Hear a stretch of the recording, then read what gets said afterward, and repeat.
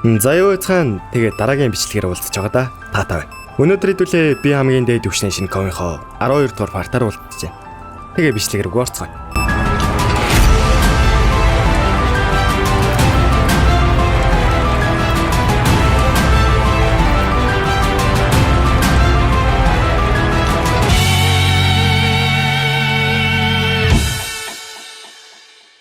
Өмнөх бичлэг дээр Жинхёгийн төлөвлөгөө бүтлгүүтээ дуусдаг шүү дээ.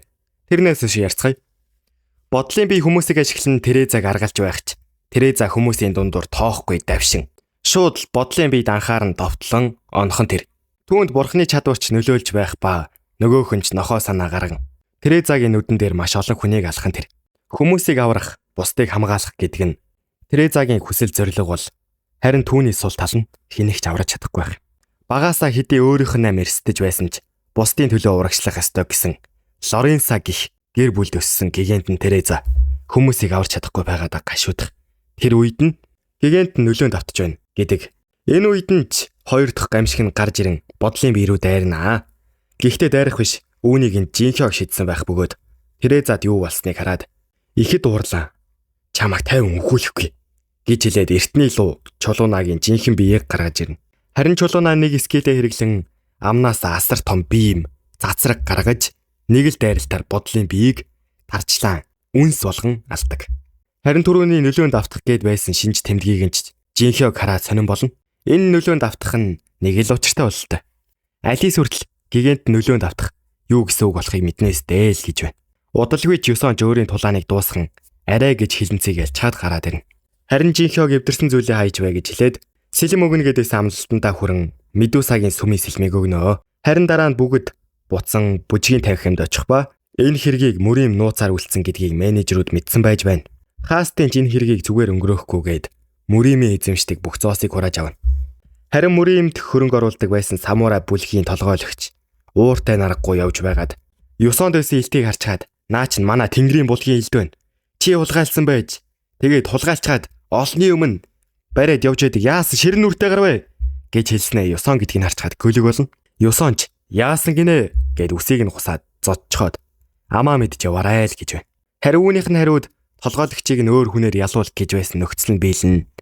Жинхёг илд хуйлах гих илдээ хуйлах үед хурд болон хүч нь 25%-аар нэмэгдэх чадварыг авах нь тэрэ. Хүмүүс ч дараа нь тал сонгох тал дээр завгүй байхад гадаа нь Хаастын болон Жинхёг хоёр ярилцсан зогсож байна. Хаастын дахин уучлалтгүй Мөримас сэргийлж чадсангүй. Гэхдээ чи ялсан байна. Надад менежерээр хийж чадах зүйл байна уу гэхэд үнэндээ хоёр байна. Гэж хэлэн удалгүй тэр хоёр орж ирэн. Хаастын надад том мэдээлэл байна. Тоглогч Жинхёг аль нэг талыг сонгохгүй гэхэд хүмүүс наа чин яагаад том юм мэдэр гэж байхад Хаст яриагаа дуусган. Тэр аль нэг талыг сонгохын оронд шинэ хүчин үүсгэнэ гэж байна. Хүмүүс ч гайхын тийм зүйл боломжтой юм уу гэж байна. Өнөөдрийн байдлаар Жинхёг 1.5 сая оноо цуглуулсан. Тэгээд нууц даалгавар буюу 1 сая стейж оноо цуглуулвал шинэ хүчин үүсгэж болдог юм байна л л. Гэхдээ хаант улсын төлөөлөгч хурж ирэх ба энэ шийдвэрийг нь эсэргүүцнэ. Тэгээд нэг хүчин нь шинэ хүчин үүсгэхэд эсэргүүцвэл үүсгэж болохгүй юм байна л. Эзэнт гүрний төлөөлөгч Пен Хаймар чи бидний талд орно гэж амласан штэ гэхэд би зүгээр л найштай бодож үзье гэсэн. Бити үгэн дээр дөрөөлөд бай. Чиний тавьсан шаардлагыг биелүүлэх гэж бид маш их мөнгө өрсөн. Амлалтантаа хүргэнэ. Бусад хүчин ч бас ажиглаж байгаа. Энэ нөхцөлд Жинхёгийн ялагдвал шинэ хүчин байгуулах санаа нь талаар болно. Ийм учраас тэр нөгөө бүхнийг хуваалцах гих чадвар зээлдэг. Чадвараараа Алисийн чадварыг зээлээд Пен Хаймарын цусыг удирдна. Үүнийг нь чараад хизээч яриагаар ятгаад өөрийн талд оруулж чадахгүй гэдгээ ойлгоод Пен Хаймарч үгээ буцаалаа хэмээгээд Хенесич Хаастинд та түүнийг сайн ажигласан дээр шүү. Тэр биднийг их зугаацуулна хэмээж байна. Жинхёг шинэ хүчингээ нээхдээ архаг компаниг нээждэг. Угаасаа нөгөө бидний илтгэр суганы өснүүд эдрийг ахлах тоглогчдын компанид авлаа гэж авч ирсэн штэ. Одоо их жинкнээсээ компанид боллоо л гэсэн үг. Хятадын хамгийн том бүлгэм Зонхуа бүлгэмийн удирдагч Тян алга болон бусад гишүүд нь ч алга болон Зонхуа бүлгэм тарж байгаа мэдээлэл таран нарийн бичгэн сэтгүүлт хэлэхдээ хамгийн түрүүнд бид нарыг аврахаар ирсэн хүмүүс нь Зонхуа бүлгэм засгийн газар биш Жинхёг болон Исонор байсан. Хэрвээ тэд байгаагүй байсан бол нас баралтын тоо хамаагүй их байх байсан гэдгийг нь хэлнэ. Харин хүмүүс нас барсан хайртай хүний хаараас гашуудан хуйлцах. Хайртай хүний алдна гэдэг хэцүү. Үүрд юм биш зуурд амьдралтай. Маргааш тааж үхэж болох энэ л амьдралд бид бие биенийгээ амьттай харилцгаая. Жинхэнэ огт энэ бүхэн өөрөөс нь болсон мэт санагдана. Булшин дээр цэцэг тавьчихад явах нь тэр. Нөгөө хүчин нь болохоор яг л Калан сквад эдэр шиг слот гэж байдаг юм байна лээ. Одоо 10 хүн аваад дүүрдэг эдэргээд тэ. Жинхэнэ хамаг зоосоо хэрэглэн 1,150,000 зоосоор слот 23 болгоно. Жинхэнэ харин хүчиндээ хүмүүс авах гээд урилга явуулан 9 хамгийн түрүүнд урилгыг нь хүлээж аван Янжима болон Тэймин нарч араас нь авнаа. Ардаас нь Малина тэгээд бүгд ч авах ба Тереза татгалзсан. Тэр алидийн хүчинд нэгдсэн гэдгээ хэлсэн байдаг. Бас 5 дугаар давхрын босс болгосон охин руугаа fuck. Энэний нэрийг бас мартцаа. Тэ Андрия гэдэг нь штэ. Гэхдээ Андрия гэх тогтооход хэцүү болон дуутахад хэцүү байгаа болохоор шууд Номона гэд нэрлэлч. Номона ч гэсэн урилгыг нь аван 5 дугаар давхрын босс нэгдсэн учраас 5 дугаар давхар тэр жигтэй архаг компани нэг хэсэг болж байгаа. Үүгээр ч болоогүй бодлын биеэс авсан тигтэй хэрэглэн нэг дайсныхаа чадварыг нөхцөл биелүүлэхгүй хуулбарлаж болно гэхэд Осирис бурхны нарны ариун нутгийг хуулбарлана. Энэ нь нарны хүчийг дахин үйлдвэрлэж болно гин. Бас Алис Жинхёгоос түүний мэддэг зүйлс цамхагийн гадна байдаг хүний мэддэг зүйлс биш байна гэдгийг бодон Жинхёгоос асуух гэж байснаа. Кличэнд ороод шууд хэлэх гэж байсан зүйлээ мартчихдаг. Нөгөө угаас сорилтын цамхагийг тоглоом байсан талаар цамхагийн оршин суугч мэдэх болон асуух, ярих гэвэл ингээд кличлэгдээд байдаг шүү дээ. Харин дараа нь Жинхёг хоёрт хүсэлтэй гуйн энэ захиаг Мурими Ян Хаоминд өгчих гэж байна.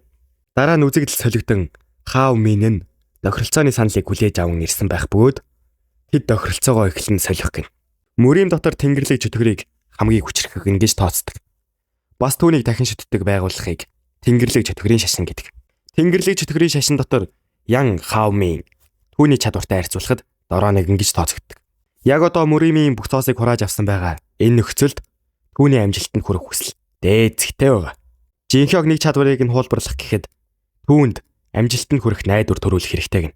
Жинхёг түүнд зөв зүгээр нууц сэлмийн урлагийн номыг өгөх ба нөгөөх нь цэжиглэж байсан ч найдвар төрөн онгойлгох үед дотор нь зүгээр л хүүхдийн зургууд байдаг. Хаомын жуурлан энэ дээр их гэж ямар их мөнгө зарцууллаа. Яах гэж дуудсан юм гин. Жинхёгч та хэд дэндүү муу хийгээд байсан учраас нэг зүйл харуулъя гэж бодлоо. Тэнгэрлэг эрх мэдэлт луу харанхуй хааны шавь хуваар гэн. Тэнгэрлэг эрх мэдэлт луу бол тэнгэрлэг чөтгөрийн баруун гар. Нөгөөх нь ч өөрийнх нь үйлчилдэг байсан хүний нэр төрийг бузарлаа. Чиний амийг хамхиад өгье гэж хэлэн дайран харанхуй тэнгэрийн урлагийг өгчүүлээд зогсон боловч юу ч болоогүй мэт хаагаад авч итгэнд.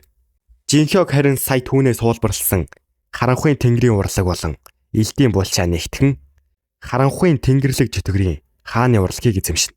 Үүнийг нь чараад энэ харанхуй хааны ашигладаг байсан техник байна гин. Жинхёгч одоо итгэж байна уу? Харанхуй хааны шав гэдэгт гисэн чинь нээрээ тийм. Түүний нэг удаа чадварлаг хүмүүнийг олохын тулд цамхагийн гадна гарч байсан гэж дуулсан. Гэд бүхий жихэлнэ. Сорилтын цамхагийн 8 дугаар давхар 10,000 км-ийн цар хүрээтэй аврах том тойрдог зам. Бараг л дэлхийн тойрог шиг том. Айгаад байх мангас эдэр байхгүй дуусгахад хялбар газар. Хаа нэгтээ нуугдсан байгаа хүчин чадлын болрыг олох. Гэхдээ л нүсэр том л доо. Малина чин чөөгийн даалгаварт явсан байж байхад сайхан амрыг даа гэж бодж байсан. Жинхёгт таарчих нэстэй. Тэгээд л харав үгүй юу? Эвэртэй туулаа харсан юм шиг зүхтаанаа. Гэхдээ л юу гэж явуулах вэ? Тэр Малинагаас мэдээлэл авна. Тэр энэ давхрын нөлөөг судлахаар ирсэн гэдэг. Давхрын нөлөө бол хэд хэдэн давхар хааны газар руу том цар хүрээгээр хөдлөхөд үзэгддэг үзэгдэл. Гинэт Малина хүмэдрэн дайрна. Нөгөөх нь чаах ба Жинхёг түүнийг манай тал гэж хэлнэ. Энэ бол хар салхи нийгэмлэгийн Вулён. Тэр үнэхээр хөөрхөн, сэтгэл татан болон ялтам юм аа. Би түүнийг хөөрхнөө гэж дуудлаа. Магадгүй миний хөөрхнөө юм болоо. Нас. Жинхёг чадварыг нь хуулбарлах гэсэн одоогор тэр танд итгэхгүй. Зүгээр л Хаомины тушаалаар ирсэн. Түүний итгэлийг олж ав гэдэг. Малина эвгүй гайстай ярьсан чинь сүүдэрт байсан хүмүүс нь ч гарч ирээд аллаа. Харин 8 дугаар давхрын орох хаалганаас 20 км-ийн цаана хэсэг бүлэг хүмүүс явж байна. Тэдэн рүү мангасууд дайран энэ дийм хүчтэй мангас байх ёсгүйдээ хэмээн бодно. Ердөөлний гоблинууд байна гэд нэг эмэгтэй надад даатах гээл дайрсан боловч юу ч болоогүй юм шиг гарч ирэн товтлоод шархтуулан хордуулаад унгаачихна. Тэд өөмрөлтөн байж байхад ахлагч нь цаана зогсох охиныг хархан тэр. Гэхдээ энэ ямар сигмаг юу вэ те? Бүр яг миний тайп. Тэрч туслахуудаараа хормын дотор устгуулна. Жинхёогч үл мэдхийн дүрээр гарч ирэх ба хэдэн нөхдүүд жад шитгэхэд барьж аваад дайралтуудаас нь болтож байгаад Ханхуй хааны скилийг хэрэглэн ялна. Харин тэгсэн чинь хөөхнөөгийн Жинхёогийг гих хүндлэл нь 5-аар өснөө. Чадварыг нь чуулбарлахад 500 хэрэгтэй л юм байна. Жинхёогийн тэмдгийг нь хараад 9-р давхрын босс өгсөн байна. Энэ давхарт махч аймтан байдаггүйгээд боссын зүг харна. 8 болон 9-р давхар нэгдсэн байхаач. Хенеси нугаснуудтайгаа хамт вайнын дотор сууж байхад Жинхёог уцаар залхнаа. Жинхёог харин Хенесид гэрээ байгуулъя хэмэйлэн. Харин нөгөө мангасууд нь маш улуулаа дуусахгүй байхад Жинхёог улаан тэмдэгтэй мангасуудад нөлөөлдөг иймхийн тэднийг дуулууртай болгон боолоо болгоно. Удалгүй тэднийг тээврийн хэрэгсэл болгон ашиглаж тэрүүгээрээ төрүүлнэ. Хөөхнөөч Малинагаас энэ эрхэм угаасаа юм харгас юм уу гэд асууж гин. Тэгсэн чи Чинком юм да. Тэр бол чөтгөрийн хаантай хамгийн дөхөж очихоор л хүн гэж юм шүү. Нөгөө хэсэг бүлэг хүмүүс байсан шүү дээ. Тэд нар явж байхад Кармен гарч ирэн дайрж байна. Энэ одоо яах гээл байна да.